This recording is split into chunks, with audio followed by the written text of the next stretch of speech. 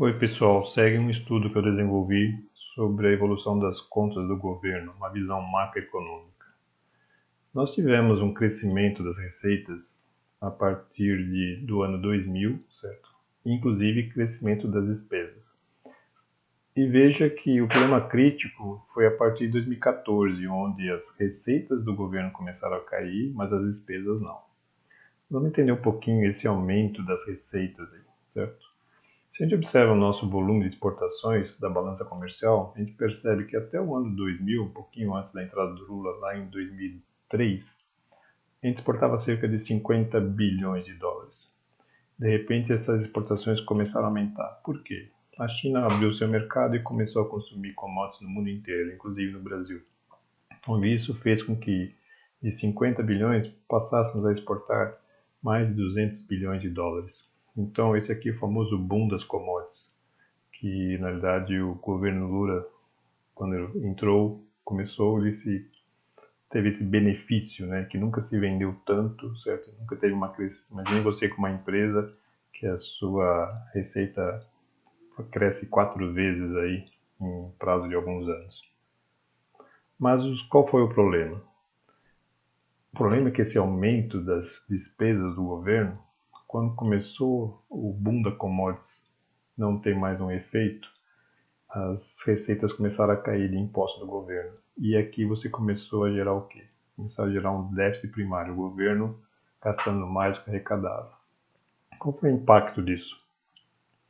Veja que aqui a gente tem um crescimento da nossa dívida. O crescimento da dívida ele é acompanhado com o crescimento do PIB.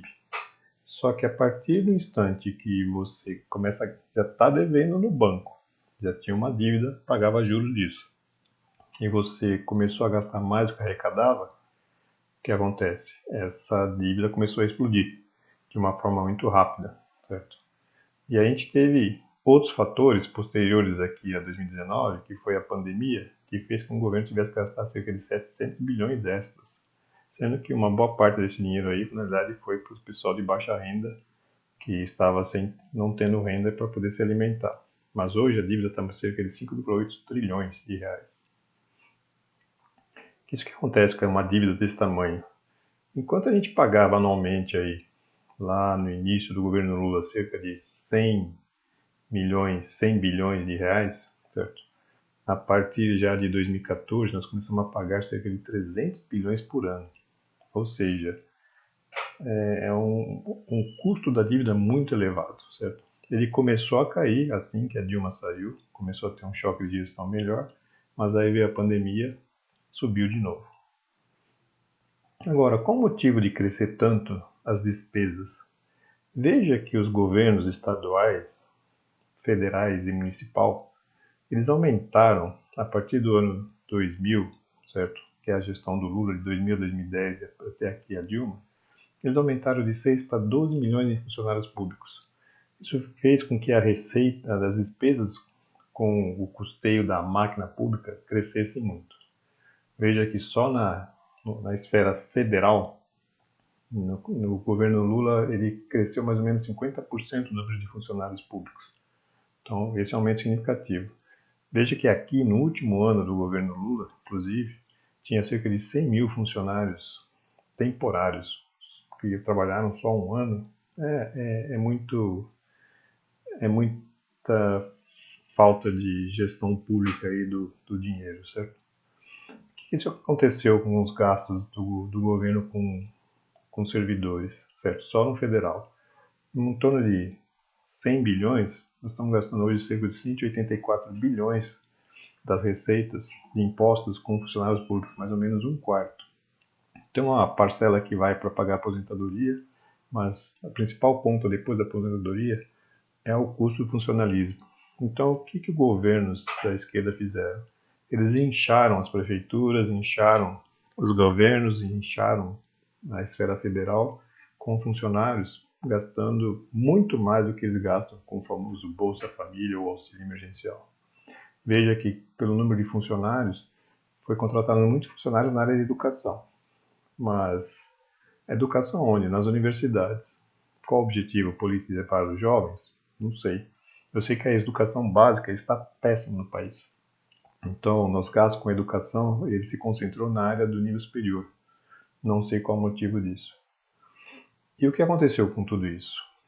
País endividado, o que acontece? Quando sobe a dívida, os juros sobem, as empresas deixam de investir, consumidores pagam mais caro a prestação, diminui o consumo, desemprego no setor privado. Foi nessa crise aqui, inclusive aqui que eu acabei saindo da empresa, mas eu saí basicamente aposentado, mas muitos colegas não.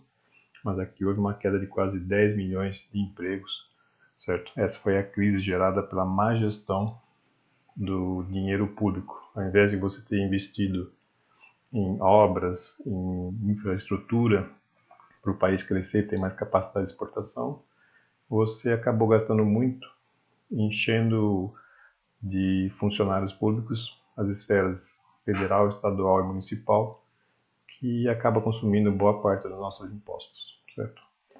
Também vamos fazer uma análise rápida aqui de como é que foi o resultado da má gestão na Petrobras.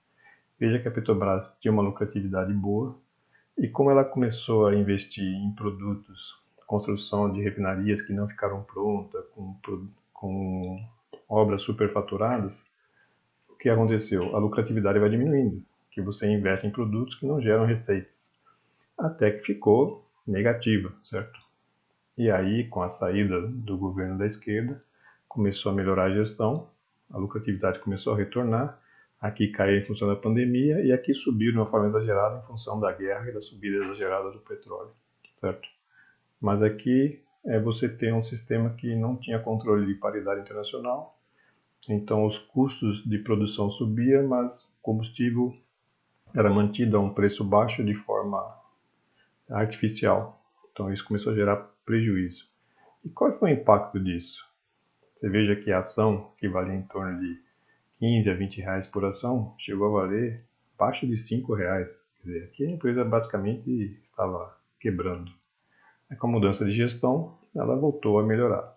Aqui tivemos a queda do período da pandemia e aqui a subida da lucratividade em função do aumento do petróleo no exterior. Mas veja que a má gestão, o que ela fez? Você tem a empresa, ela tem um nível de endividamento sobre o seu valor de empresa, o famoso patrimônio, né? Veja que na crise da gestão, a empresa devia uma vezes mais o valor dela. Quer dizer, se você pegasse a empresa, vendesse todo o patrimônio dela, ainda ficava devendo. Com a melhoria da gestão, isso começou a ser reduzido e só agora está voltando aos patamares normais. Mas veja que aqui, nesse período, a dívida dela chegou quase a 900 bilhões, certo? Então, realmente é uma gestão muito ruim. Agora, vamos ver as propostas que a CNN postou sobre as propostas de governo. Bom, do Lula. Ele quer fim da política de paridade do preço da Petrobras, risco de Petrobras ter uma má gestão de novo, certo? Ela quer voltar a discutir as reformas trabalhistas. Hoje, com a flexibilização do trabalho, isso permite um emprego maior. Se você voltar isso para trás, vai voltar a ter desemprego, porque o custo de um funcionário é mais que duas vezes o salário dele, certo? E quer retomar investimentos públicos para a infraestrutura. O governo não tem dinheiro, já está endividado. Para você fazer investimentos do governo, ele vai ter que pegar dinheiro emprestado e aumentar sua dívida. Aumentar a dívida, aumenta juros, aumenta dólar. Ou seja, de novo vão ter o mesmo problema que tivemos no passado. Propostas do governo Bolsonaro é que a iniciativa privada faça investimentos, certo? E tenha reduções de impostos, certo? Essa redução de impostos estimula o consumo. Aqui também uma forma de você ter investimentos é aumentando impostos, mais impostos em cima das pessoas. Então realmente não vejo com bons olhos as propostas econômicas do governo do Lula. Então estamos torcendo pelo menos para que ele não vença as eleições, senão teremos mais uma crise sendo encaminhada para os próximos anos.